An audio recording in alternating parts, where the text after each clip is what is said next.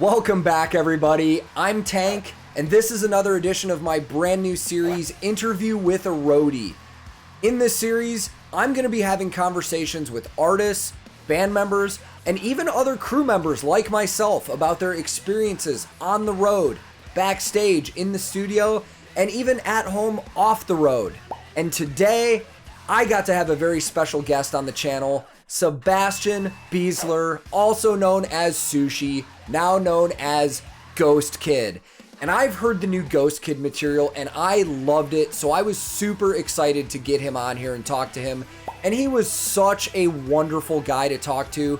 We talked about his experience starting a new project after being in a band for so long, his hopes for the future with this new project, and a bunch of other random honest stuff that just came up in this 20 to 25 minute Zoom call. So I won't waste any more of your time. I hope you enjoy this as much as I did. Let's go. Today we got a special guest here. I am sitting with Sebastian, Sushi, Ghostkid, whatever we're going with right now. Welcome, dude. This is awesome. Hello. Thanks for having me. Yeah, man. How are you doing today? Good? I'm really good. I mean, just went to the gym after 1 year. Dude. The lady told me, "Hey, you've been the last time 1 year ago." Oh, so. Don't feel bad. I haven't gone in like 6 months either since we've been home. So, but dude, this is great, man. I'm really excited about this because on this channel, I've been like discovering a lot of new music. And when I got through some of the older songs with Eskimo Callboy that I heard you on and heard you were starting a new project, I started listening to it and holy shit, dude. Like it is so good and I'm so excited.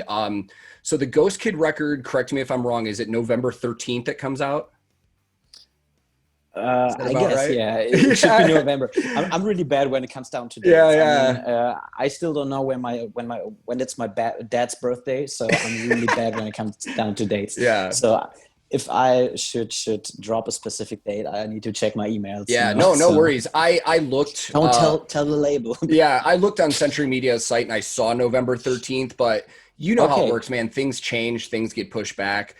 Exactly, yeah. So the start of Ghostkid, I find it really interesting timing wise because I believe, if I'm not mistaken, February was when your official exit from Eskimo Callboy was. And then you announced that day Ghostkid was starting. And then a month later, the whole world shuts down. How did you go about the recording process, setting everything up? Like, how did this work out while we're going through all of this? I mean, basically everything started in 2019. So this was like in the first beginning of when like this whole Ghostkid thing came up in my mind. Basically I just felt uncomfortable, you know, like with the style of the music, you know, a lot of other things. And I thought I need to change something. So basically the idea in my head came up just to do music on my own again. So back in the days, I was a guitar player. So when I started singing in Eskimo, so I sold all my guitars, you know, which I really regret right now so far. But yeah, so I haven't done music on my own after such a long time. And I thought, okay, good, let's try to write some songs on my own. And I realized like really quick that this is something that I really missed, you know? So I wasn't that comfortable with the whole situation. And after a while, I recognized, okay, this is what I have to do, you know? So I talked to the guy, said, okay, all right, I need to quit, you know? And this is where like the whole journey started, because picked up the guitar again. It's really like it's written down. So I started to write the first songs, and it was like a release, you know? So I just focused on the sound. I just tried to make every song sound different, but yeah, it was more like a release that I had, you know? So, and then I guess it was in January or maybe December, I don't know. Like I told you, it's really hard for me to remember. Yeah. But yeah, this is where I went to Berlin, like with a few ideas of how songs could sound like. And I always started like with the lyrics and some choruses. So this was always like the base. where I just built all the complete songs out of it. So I went to Berlin and finished the pre-production, and after that, after a while, I guess it was like in April, something like that, we started producing. I mean, like final producing all the stuff that we recorded there. So you were recording during like quarantine and stuff. Like, were you able to actually go into a studio, or were you doing a lot of stuff at home and sending it in? Like, how did that work? I mean, when they shut everything down, it was basically like, okay, you had to stay at home, but the producer is like a really good longtime friend of mine. So basically it was the situation. If I'm just sitting here in quarantine or in the studio, it's like basically the same thing, because we've just been two people there working. So it was fine at this point, you know? So Yeah. yeah, but this is how we were able to manage to finish the record. So is anything that you have that you wrote for the Ghostkid project, is that stuff that you kind of, or is there anything that you already had prepared from like over the years, or is this all stuff that once you decided you're starting something new, you just started writing new stuff? I mean, there is one song on the record, and I guess it's maybe my favorite song on the record as well, because I wrote it like back in the days for another band, you know. So, and I always got this song in my head, and this is where I started with, because I really loved this track, and I started working on this one, you know. And it was like, okay, good, the creativity is coming. So yeah, I wrote a lot of songs, you know. So, but I guess there is only one song that I really I would say reanimated from back in the days. Okay. Yeah, Yeah. and it's like with the new music coming out, I know you started and the label started releasing stuff in August. Mm.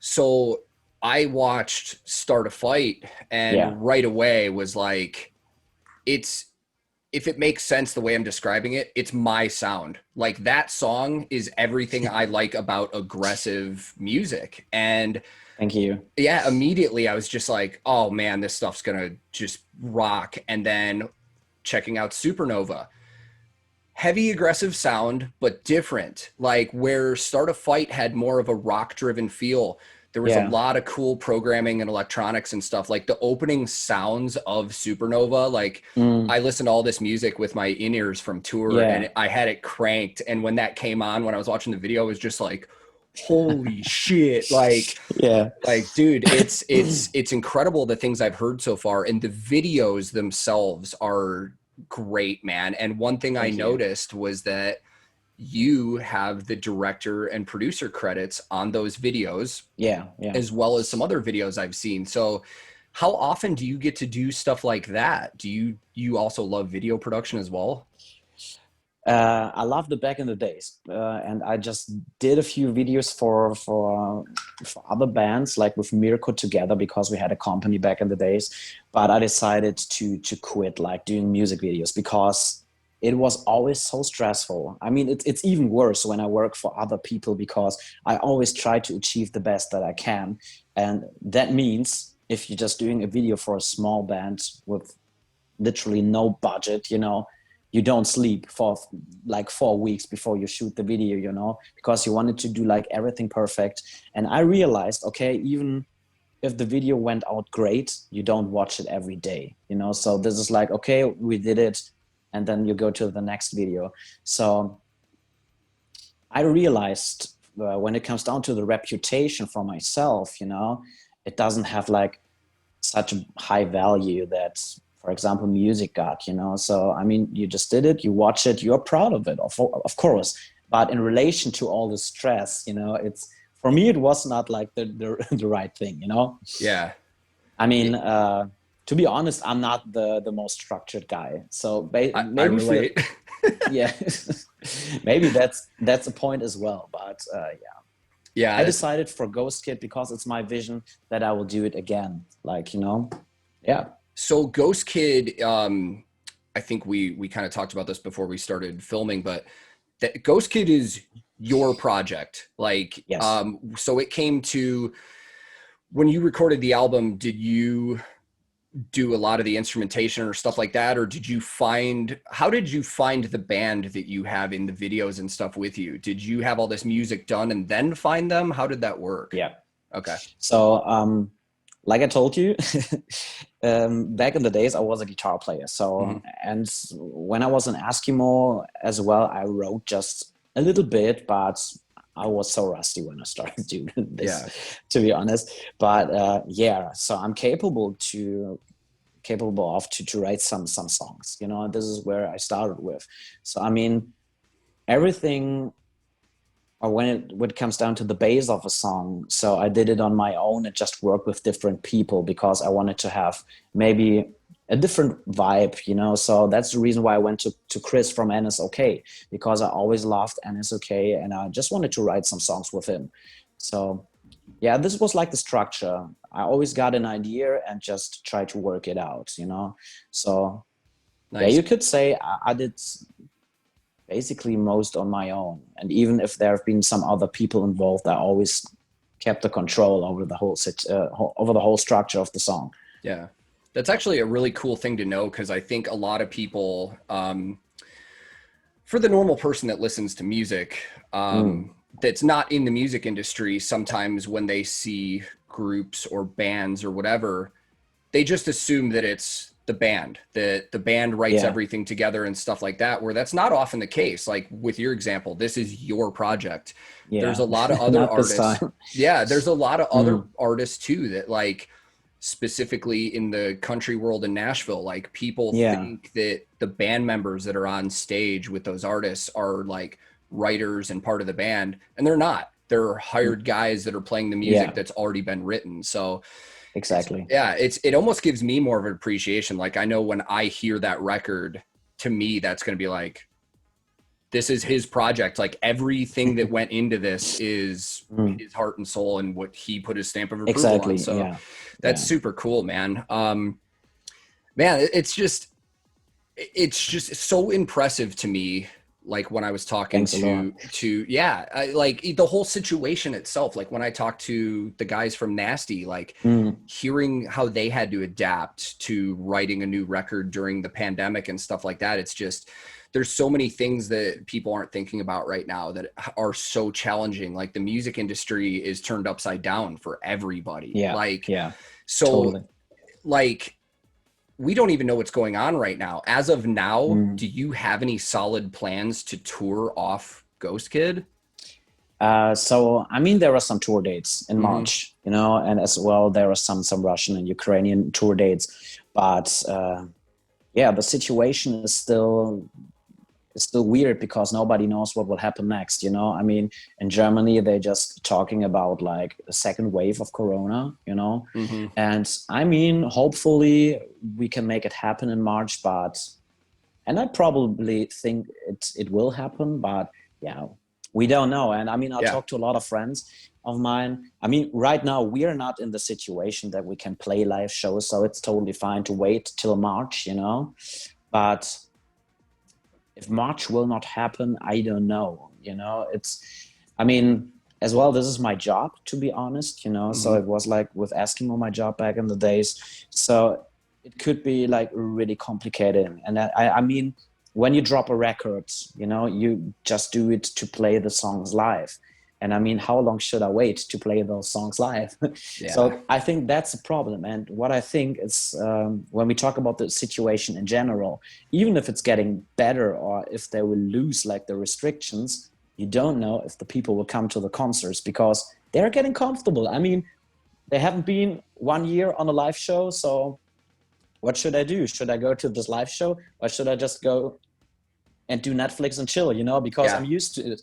So, I mean, there are a lot of open questions, I would say. And I think even if it's possible to go on live shows, it will take some time till everything recovers. And I mean, there is a huge damage like on the whole industry right now. Yeah. I mean, personally, and I talked to a lot of people about this. I think when like, we don't know when it'll be, but when all of this dies down and they're like, okay, live shows are back, I think it's going to be insane. I think every band is going to be out at the same time. It's going to be like you're going to start seeing shows with bands collaborating together and touring together that probably never have before, because everybody just wants to get out. So so one of the things I like to do in these is I told people on YouTube and Discord I was going to be talking to you, and I just pulled some questions from YouTubers that I thought were interesting. So speaking of collaborating and stuff, the first question I have is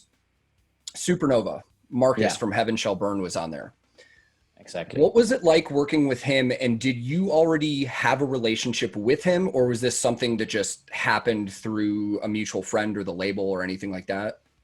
No, I mean, we know each other, like Heaven Shall Burn and Eskimo. We know each other for years right now. And I would say they are some kind of like long time friends, you know, so it was easy just to reach out to them. So basically I'm more in contact like with the guitar player, like Alex, and I asked him, hey, I got this song, so what do you think? Would Marcus do a feature on this one? And they discussed it and said, okay, let's do this, you know. And I mean, Alex is running a studio on his own, so it was like easy for them. By the way, he's doing like all this Heaven Shall Burn recording and the sound. So he's like the sound, basically. Yeah. And he managed to bring it to the studio, and they just recorded it and sent us over like the vocal stems.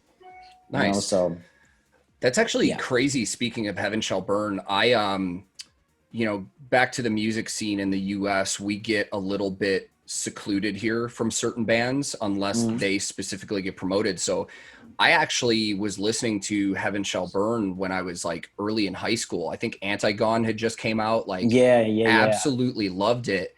And then I kind of just fell off. I didn't hear anything for a while. And when I started this channel, so many people are like, dude, you need to listen to the new Heaven Shall Burn. And I hate to admit, like, I didn't know they were still going. And when I saw Marcus on your track, I was like, okay, Heaven Shall Burn is still going. We're getting on this. Like, that's just so cool. They're really big. I would say it's like the biggest band in the scene when it comes down to Germany. That's so crazy that our music industries are that different. That, you know, specific example too on this channel, like some of the biggest bands I've been checking out from Europe, like when they come to the United States, let's just take Nightwish. Nightwish, when they play in Europe, are playing arenas for multiple days and huge theaters. The last time they were in Nashville playing a show, they played at like a 1,000 capacity club.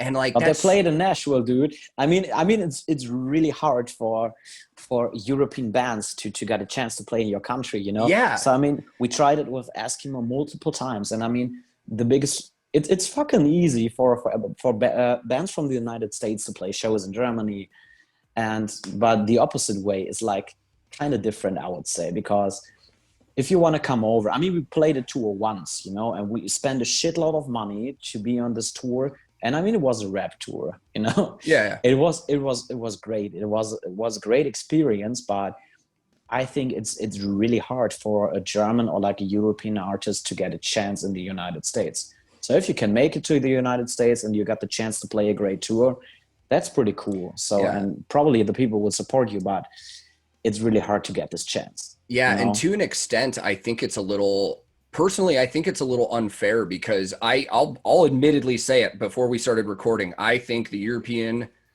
music scene kills the music scene in the US right now. Like, I really do. And I saw an interview with Parkway Drive where they were talking about how it took them years to headline a festival in their own country when an American band could come over there for the first time and headline above them. And it's like, that just seems so weird to me. Like, I don't know, man. There's a lot of weird stuff that goes on in the music industry, and I don't understand half of it, even though I work in it as well. But I mean, maybe it is because your country is so fucking big, you know, and you got a lot of great bands. So I think like maybe it's some kind of that there are so many great bands that it is kind of saturated, maybe, you know. And I don't know. I mean, there are a lot of great bands in the United States, you know, but there are, but I think my opinion comes from more of the mainstream music market where it's like top 40 and country and hip hop, like run everything here right now. So Yeah, specifically yeah, when it yeah. comes to the rock and metal, it's like you kind of have to go out of your way a little more to find that kind of stuff, which is why it's Mm, so surprising that there are some bands on my channel that I'm just now discovering that have been around forever. But yeah. so we were talking about getting back to playing live. Somebody on YouTube asked, is there a song or two from your new project that you just cannot wait to play live? Like, what are you going to be fired up for? That's a really good question. Um, I would say it's like the first song on the record. It's called "Fool," you know, and I started or when I wrote this song, you know, it was like I instantly got this vision in my head how it could be to play it live, and I arranged the song so with this feeling, you know. So I'm really stoked to play this one live.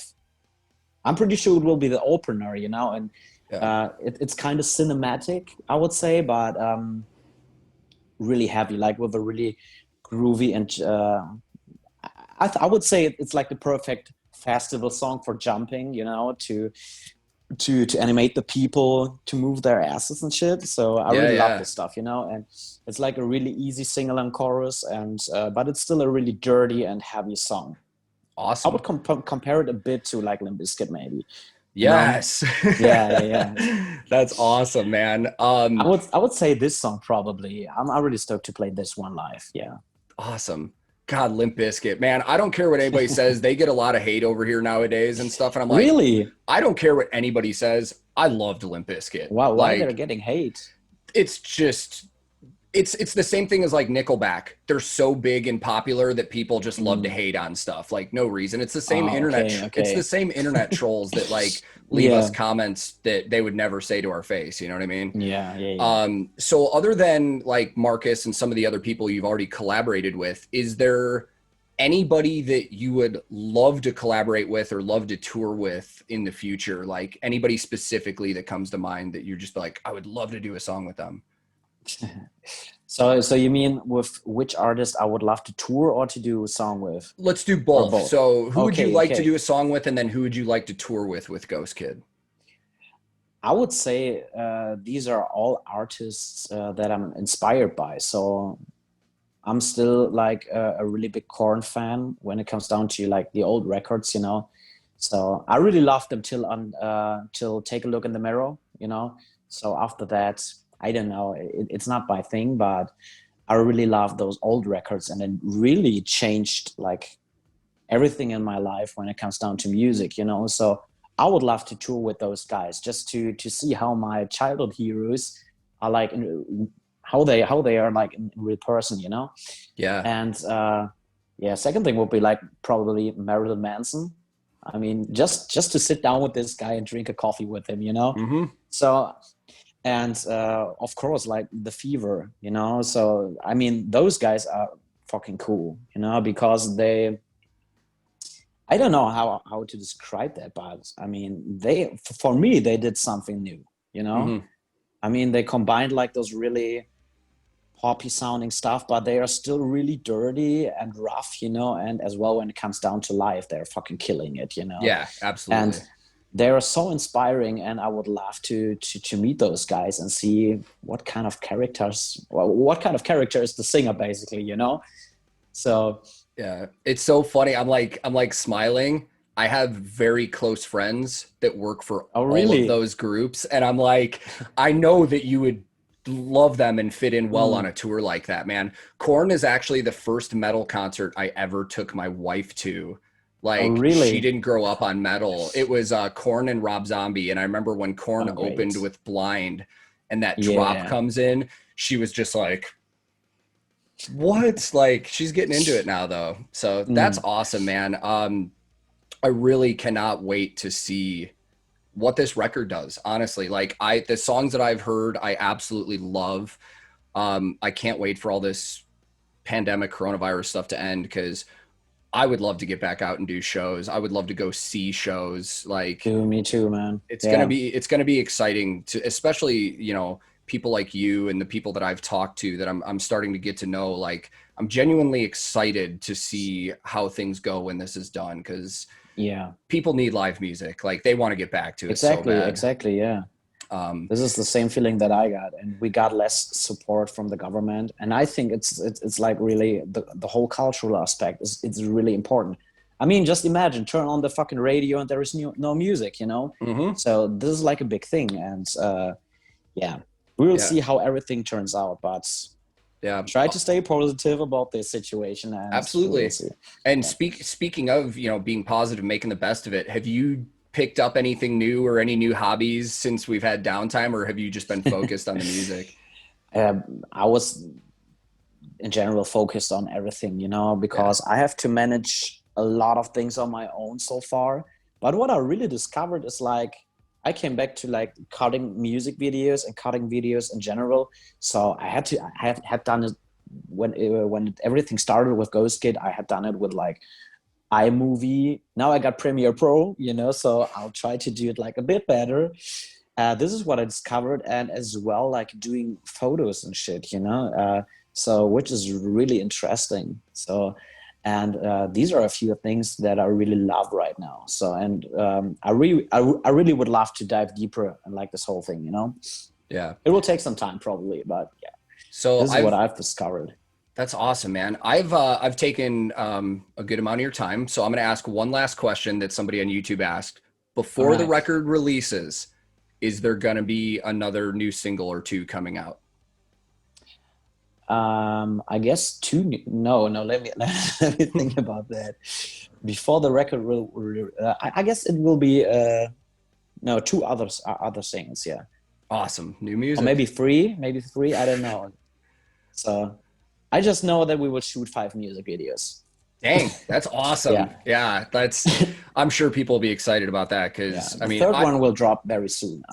Awesome. I mean, I'm already excited about it. Like Me too, man. You know, like, so, well, dude, thank you very much for your time. I know you've got other things you need to do. So, new record comes out according to Century Media. It's November 13th. So everybody that's watching, November 13th, the debut record from Ghostkid.